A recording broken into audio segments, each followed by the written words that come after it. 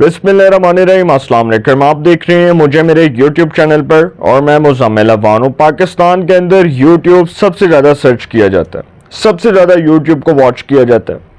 हर शख्स YouTube के ऊपर अपना चैनल बनाकर बैठा हुआ है। इंफॉर्मेटिव कंटेंट के वाले से, स्पोर्ट्स के वाले से, ड्रामा सीरियल्स के वाले से, मूवीज़ के वाले से, क्रिकेट मैचेस के वाले से, पॉलिटिक्स के वाले से, न्यूज़ के वाले से, हर चीज़ जो है वो YouTube पर आपको मिलेगी। YouTube आप सर्च करते हैं, YouTube के ऊपर आप लिखते हैं कि जी मैंने on the front Kamran Shahid का प्रोग्राम देखना है, आपको वो एपिसोड मिल जाता है। YouTube ने पाकिस्तान के अंदर डिजिटल मीडिया का कत्लेआम कर दिया। पाकिस्तान के अंदर जो डिजिटल मीडिया को क्रॉस किया गया वो YouTube की तरफ से किया गया। कोई सोच ही नहीं सकता था कि YouTube पाकिस्तान के डिजिटल मीडिया को क्रॉस कर देगा। देखिए ना, पहले क्या होता था कि हम जैसे जो साथी हैं जिनको बड़ा शौक था कि जी हम ऑन स्क्रीन आएंगे, हमें लोग देखेंगे, हमें लोग वॉच करेंगे, लोग सर्च करेंगे, तो अब हम लोगों जैसे जो लोग हैं उन्होंने भी अपने चैनल्स बनाए हुए हैं।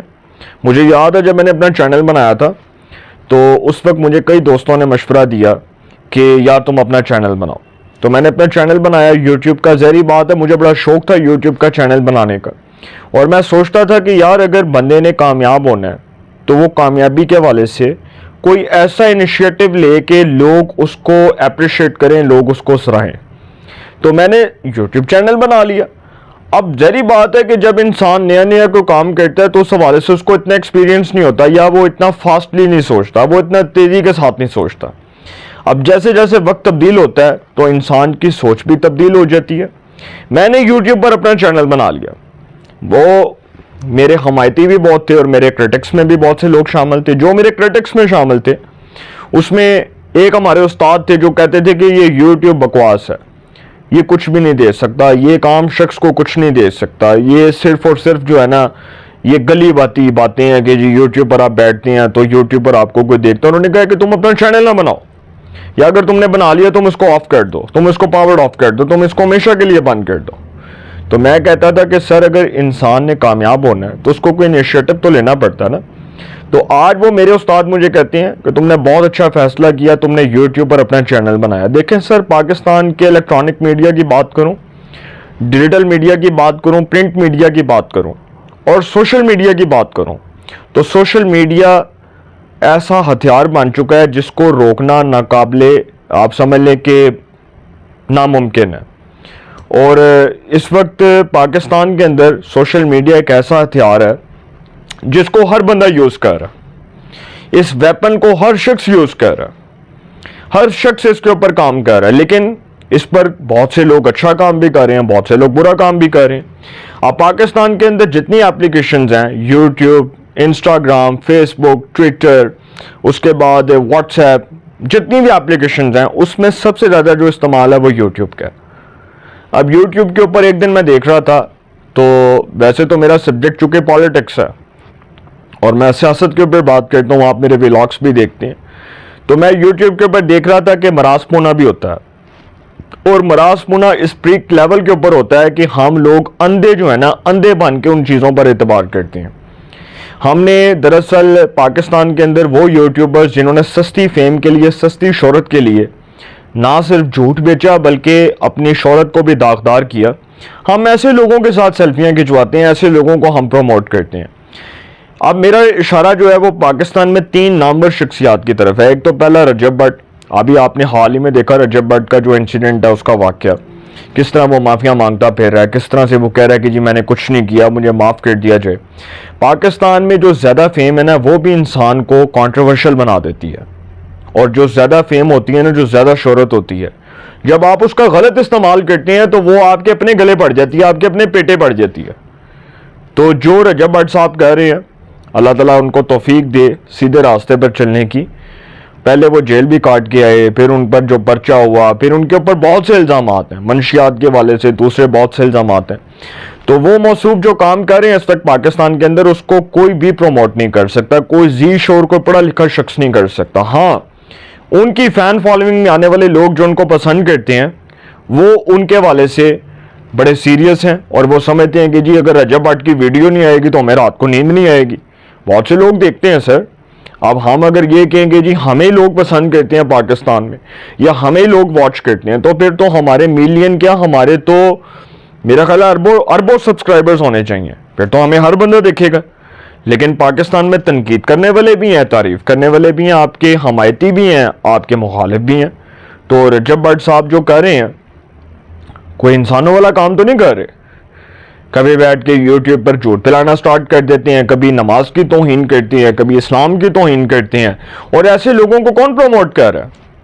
ایسے لوگوں کو کون جو ہے وہ بیچتا ہے؟ یہ سودا کون بیچتا ہے یوٹیوب پر؟ یہ وہی لوگ بیچتے ہیں نا جو ان کے حمایتی ہیں، جو ان کے فالوورز ہیں، جو ان کے فین فالوئنگ میں آتے ہیں، جو ان کو پسند کرتے ہیں۔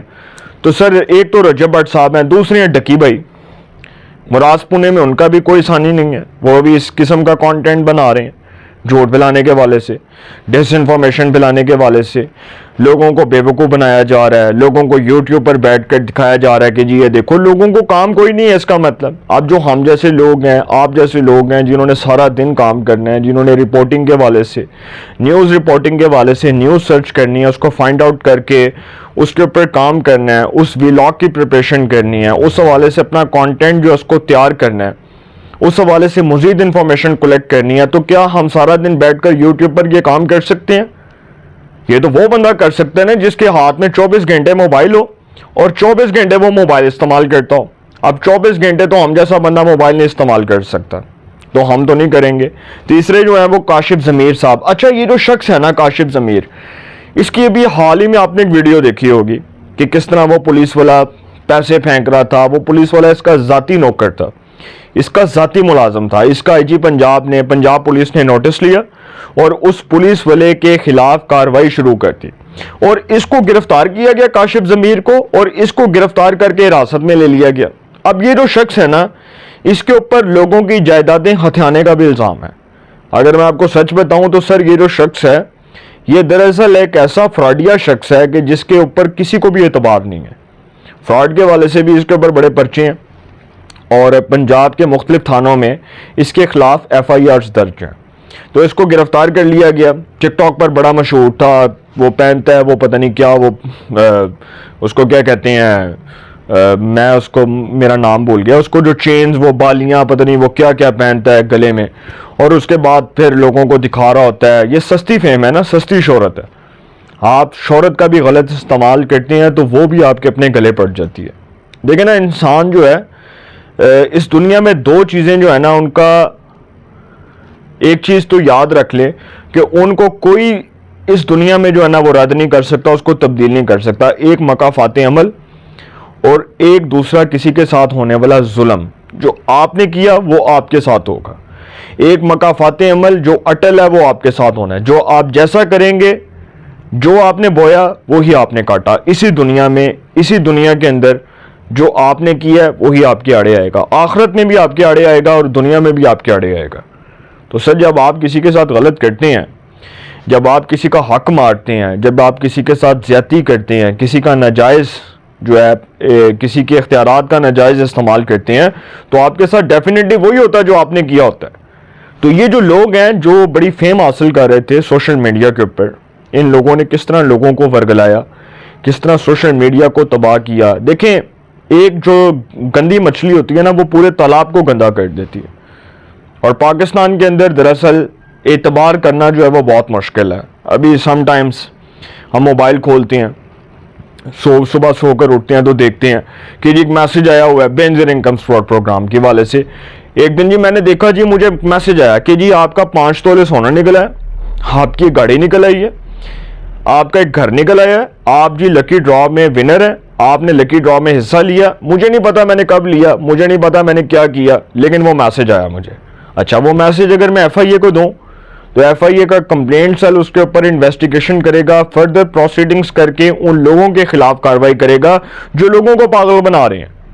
انہی یوٹیوبرز نے اسی طرح اپنا سودا بیچا، لوگوں کو پاگل بنا کر، لوگوں کو گندی چیزیں دکھا کر، گندی وولگر چیزیں دکھا کر، جو اس قسم کا کانٹینٹ ہے جس کو پاکستان میں ایک ہیٹفل سپیچ کے طور پر دیکھا جاتا ہے، اس کو دکھا کر، لوگوں کے سامنے ڈس انفارمیشن پھیلا کر۔ تو سر یہ جو اس قسم کے لوگ ہیں، ان کو دیکھنا بند کرتے ہیں۔